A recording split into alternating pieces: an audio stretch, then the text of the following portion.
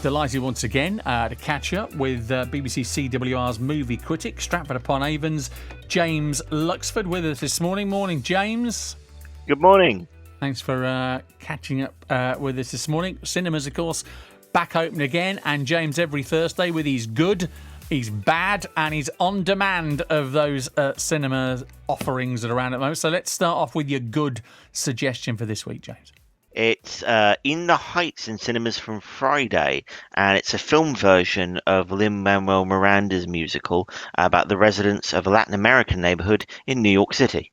A dream isn't some sparkly diamond. There's no shortcuts. Sometimes it's rough. Yeah, I'm a street light choking on the heat. The world spins around while I'm frozen to my seat. The people that I know. They're talking about kicking out all the dreamers. But every day is different, so it's time to make some noise. You can hear the sing-along song and in there. Is it going to catch on? I love this. I thought it's a really good musical. If you know Lin-Manuel Miranda, you'll know he made Hamilton, which was a big hit on streaming last year. And this has great songs. This is a lovely message about a community and the dreams among the characters, all with the feel of like a classic Hollywood musical. There are some serious subjects covered, as you heard there, like the plight of undocumented citizens in the US. But overall, just a terrific follow-up to the success that the live recording of Hamilton had. A really vibrant musical, something I think we probably need now to see in cinemas, something a bit upbeat, quite uplifting, quite hopeful. You referred to it, I saw your Twitter feed and saw that you were going to be reviewing this. You referred to it as joyful on your Twitter feed. It really is. It's just follows so many characters around and what their dreams are, and they're in a slightly they're in a neighborhood where everyone's sort of scraping by, particularly as gentrification in Manhattan takes hold. But everyone's got a dream. Everyone believes that they're working towards something better. And I think after sort of 18 months of what we've all been through, I think that's a great message. Just while I've got you on, James, before I get your second recommendation off you, a quick word about the passing on Monday of the actor Ned Beatty. I know you wrote a piece about this as well. Yes, very sad, very good character actor.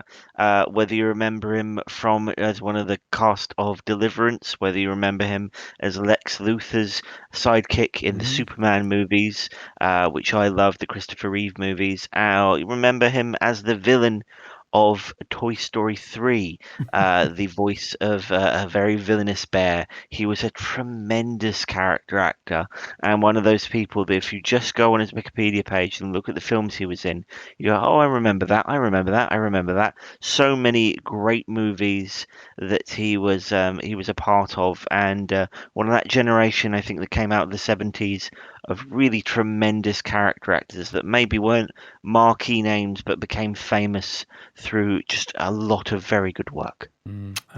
Once nicknamed the busiest actor in Hollywood, Ned Beatty passed away a bit earlier on this week. Moving then from your good recommendation, In the Heights, to something that is bad, James. Yes, The Hitman's Wife's Bodyguard, a sequel that will be in cinemas on Friday. Ryan Reynolds returns as the bodyguard of a hitman, played by Samuel L. Jackson, but this time brought back into action by his wife, played by Salma Hayek. Michael Bryce was trying to put his past behind him. You need to forget bodyguarding. Repeat after me. No bodyguarding. No bodyguarding. Okay, it's Ryan Reynolds, which would suggest that it's funny, but you've clearly not caught on with this, James. No, I think The Hitman's Bodyguard with him and Samuel L. Jackson was a really big hit a couple of years ago. And this is a sequel that's just sort of made for the sake of it, I think. You get those second films where they didn't really expect the first one to be as big as it was, so they have to bring the characters back, but they don't particularly have an idea about what to do with them. And I think Ryan Reynolds and Samuel Jackson as he plays the hitman, and they're fun, but this was just something that feels like a rehash of what has come before. Now, before we do your on-demand suggestion, last week we were talking. You had plans to go and watch the opening England game in the Euros at the Showcase cinema in Cov up at Walsgrave. How did that work out? It worked okay, yeah. It was you felt a little under the spotlight. They had a photographer there, sort of obviously taking a picture. I don't know whether it was for PR or for a paper or something like that. So that was a little odd while you were sort of eating your popcorn. But I think it was a really nice way to do it. It was very socially distanced and safe, and I think it's a really good way to support cinemas. I think there was an air of excitement there, as with first England game of the new tournament, and to see it on the big screen, I think that it's an interesting experience watching the football in a cinema. It feels just adds an extra dimension to it, I think. Where are your plans to watch England-Scotland tomorrow? We're still thinking about it. I think maybe at home, but I don't know. I think we've definitely got some more scheduled to watch in the cinema. I've also seen in Birmingham they've got those big public screens, so I'm not sure. Might do that at one point. Okay. So on demand, your recommendation for this, it's a Pixar film. Yes, Pixar's Luca on Disney Plus from Friday, a magical Pixar tale about a young sea monster who disguises himself as a human boy to explore the surface and make friends. We do not go anywhere near the surface. Got it? Everything good is above the surface. Walking, air, the sky, clouds, the sun. Whoa, don't look at it.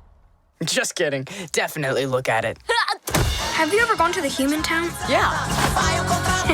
I'm kind of an expert. So is this on the same standard as your Despicable Me's and your Toy Stories, some of those Pixar Monsters, Inc. classics? I mean, is this up there with them? I wouldn't say it was quite up there with them, but it's a very sweet story with a lot of fantasy and fun that you'd expect from Pixar.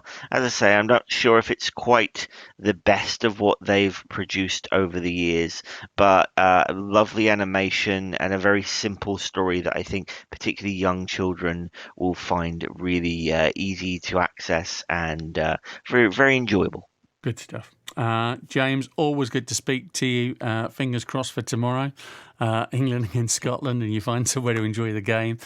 James Luxford, our movie critic from Stratford-upon-Avon.